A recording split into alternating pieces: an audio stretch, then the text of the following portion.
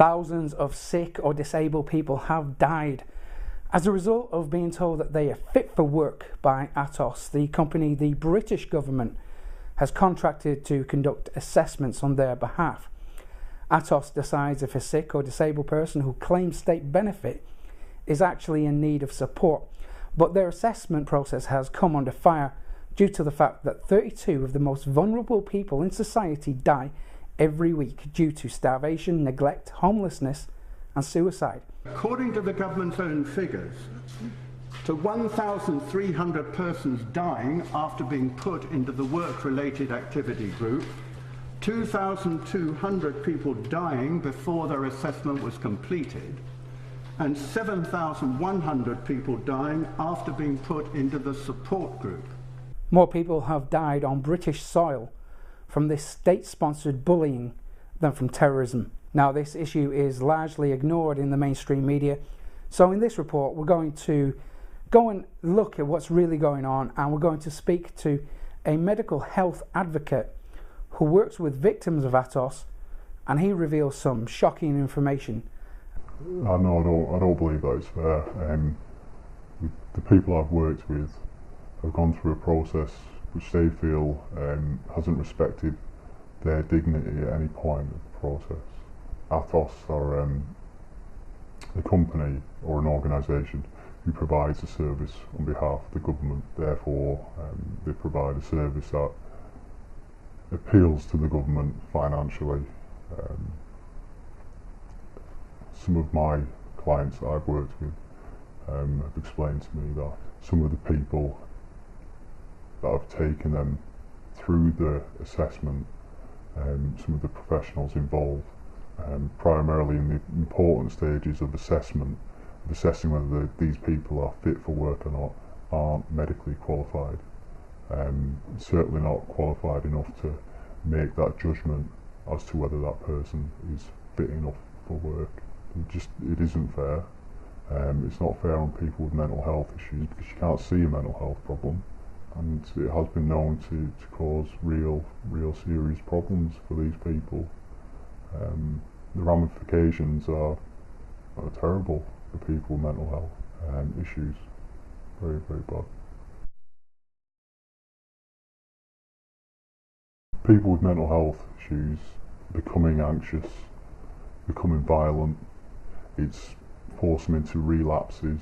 Some of these people have made good progress with their mental illness. Some people I've worked with have been reclusive for quite some time, and they're finally at a place where they can maybe go out into society and take part actively in society. And now, because of Atos, they've been told that they can work, which is really raising the levels of anxiety. They feel like they've been forced into it. They feel like they've been judged on their illnesses, and they feel like they've been told that they're not ill, and they feel like they've been made to do something they can't do, they're not ready for yet. And it will further down the line, disabled people or people with mental health issues are going to be discriminated against in the workplace because they can't carry the job out to the same ability as somebody who's able-bodied and mentally very well.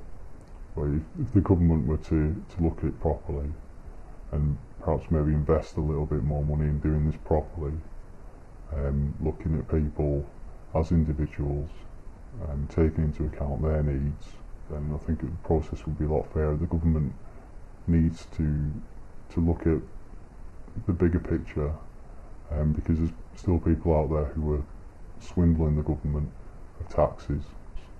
The government needs to be looking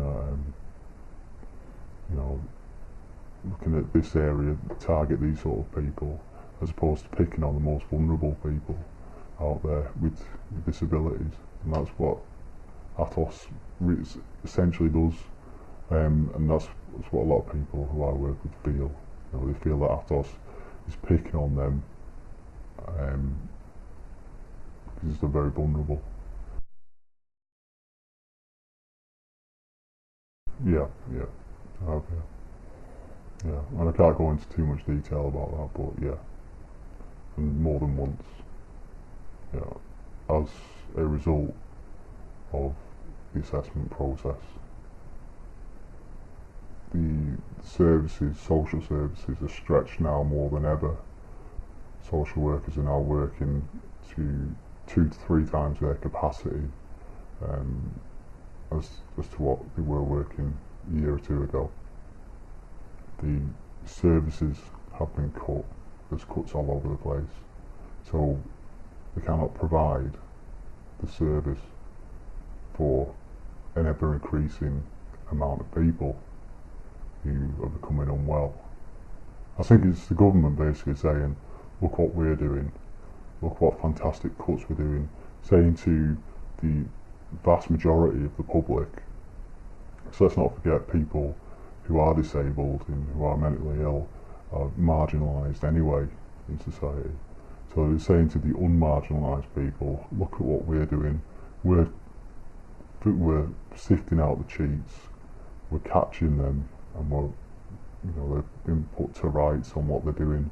We're sending them out to work, we're getting them to pay taxes like you do.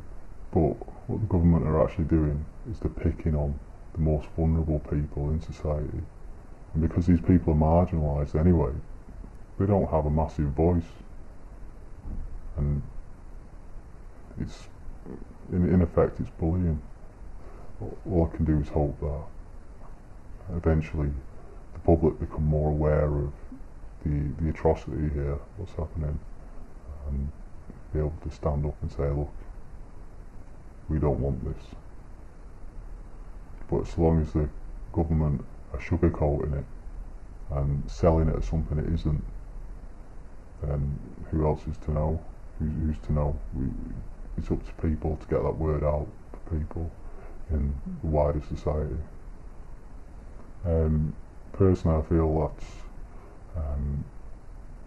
it's a travesty, and things are happening to innocent people, vulnerable people who rely on the welfare state, people in the wider society,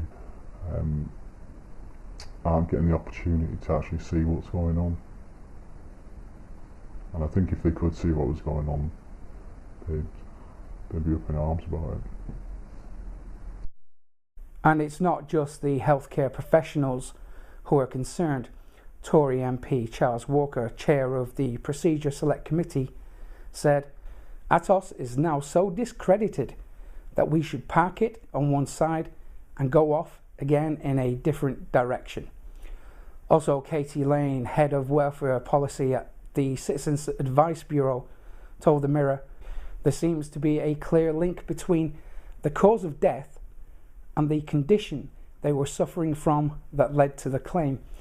We have always supported the idea that people who could work and want to work should be helped to do that, but we are seeing a lot of seriously ill and disabled people being found fit for work. We have serious concerns about whether the test used to decide if people are fit for work is the right test.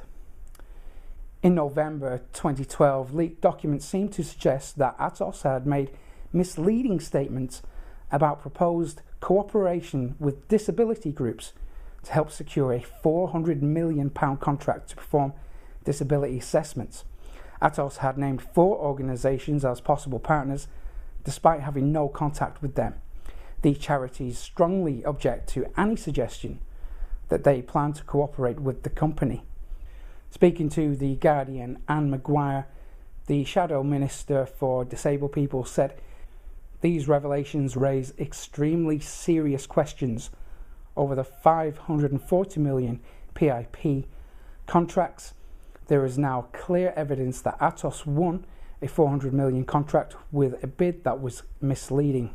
She said, there must be an immediate investigation because the integrity of the entire process is now in serious doubt. Ministers must now explain exactly how these claims got through unchecked. Atos has also tried to remove criticism from the internet by shutting down websites that speak out against the company. The website After Atos received a cease and desist order, and Atos lawyers also threatened legal action against Paul Smith, who runs the Atos Register of Shame website. They have also shut down a support forum for carers, Carer Watch, and this removes a vital support network for many carers in the UK. But the question must be asked, if Atos was replaced, would things be any better? It could be argued that Atos are only doing the government's bidding, and the real problem lies with the decisions made by greedy politicians. However, before we finish up, I would like to remind any of Atos's lawyers watching this that this report is protected by Article 10 of the European Convention of Human Rights, and we will not be bullied into removing this information without a fight. And that's why I urge you good people watching this to download and mirror this report on YouTube by using services like keepvid.com. We must keep this information in the public domain and spread it far and wide. The British government has waged war against the most vulnerable people because they believe there are not enough of us who care. Let's prove them wrong. Well, that's all from me for today. For more information that you're not supposed to know, visit rinf.com. I'm Mick Meaney signing off for Rinf News. Thank you for watching.